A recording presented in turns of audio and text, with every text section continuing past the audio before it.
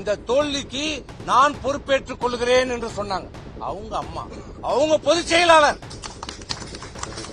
ஆண்மை மிக்கவர், ஆளுமை மிக்கவர்.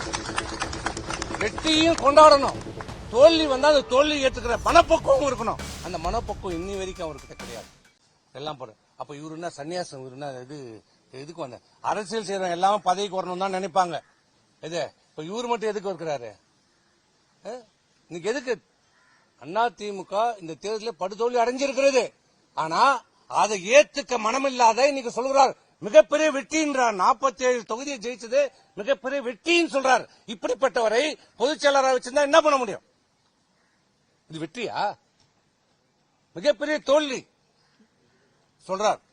வெற்றி பெற்றிருக்கிறோம் என்று சொல்றார். ஆனா இதே அம்மா 96ல சட்டமன்ற தேர்தலில் தோல்வி அடைஞ்சாங்க. தைரியமா சொன்னாங்க, இந்த தோல்விக்கு நான் பொறுப்பேற்றுக் கொள்கிறேன் என்று சொன்னாங்க. அவங்க அம்மா, அவங்க பொதுச் செயலாளர்,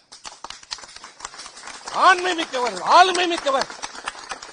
வெற்றியும் கொண்டாடணும், தோல்வி வந்தா அந்த தோல்வி ஏற்றுக்கிற மனப்பக்குவம் இருக்கணும். அந்த மனப்பக்குவம் இன்னி வரைக்கும் அவர்கிட்ட கிடையாது.